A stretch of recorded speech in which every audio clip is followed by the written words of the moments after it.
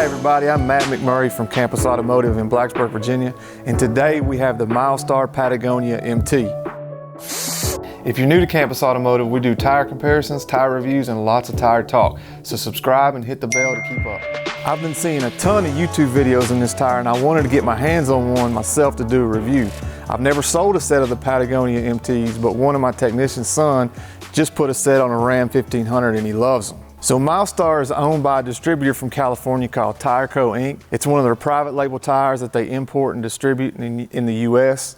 Automotive Inc. also imports and distributes Nanking, Westlake, GeoTrack, GeoStar, TrackGuard, Nanco, Forte, and Sandell. So you can see that most of those are offshore tires. The Patagonia MT was launched in 2017 and caught fire in the marketplace. A couple of key retail outlets picked it up, like Discount Tire and Simple Tire. Some of the best applications for this tire include lifted Jeeps, SUVs, and heavy-duty pickup trucks.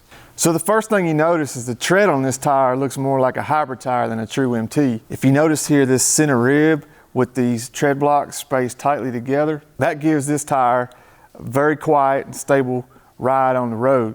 It also makes the tire more stable on highway and in curves.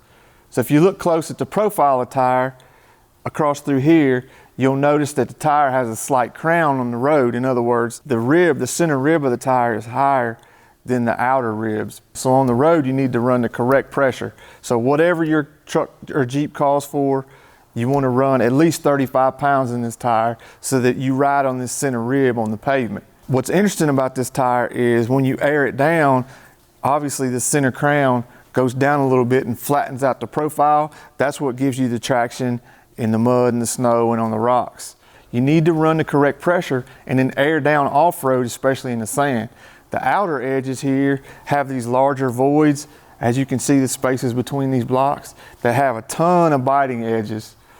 The outer tread blocks also continue over to the sidewall.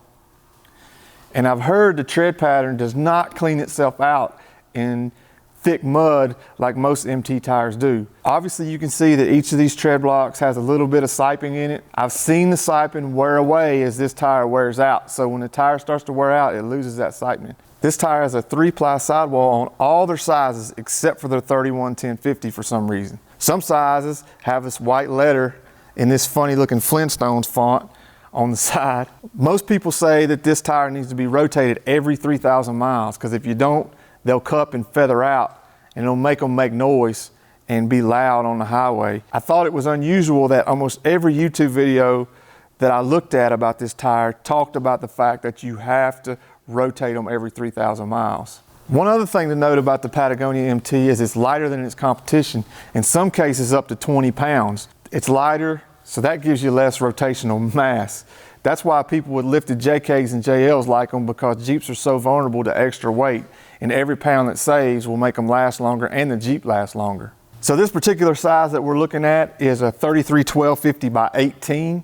These tires cost about $205 from Simple Tire. They're a lot cheaper than their counterparts, so it's probably about $30 or $45 cheaper than its competition. There's some reasons why, mostly because it's an imported offshore tire. This tire is made in Indonesia, so it's obviously imported, so that makes a big difference. And it doesn't have quite the same technology as far as tread compound and some of these other things. So one thing you'll notice about this tire on these center tread blocks and on all the tread blocks is these sipes. They don't go all the way to the bottom of the tread. They only go down a couple 30 seconds.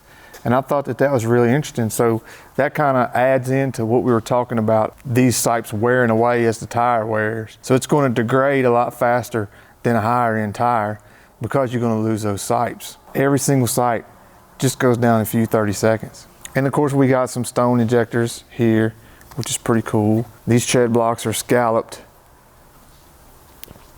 So each of these tread blocks continue down onto the side rib like this to protect it. And we got a rim protector, a little bit of a rim protector. It's not as robust as some of the other rim protectors.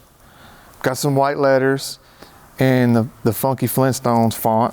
So one other crazy thing is they have High Life printed in the sidewall of the tire on both sides, because you know you're living the high life if you've got Patagonia tires. So just to sum everything up, I think this is a pretty cool tire with some cool features and a very loyal following. So on my scale of try it, watch it, or trash it, I would say try it just because of its price point and its features and its cool look. So keep your comments coming because I want to see what you guys want me to look at. I really appreciate it. Make sure you like and subscribe like we talked about before, and have a good day.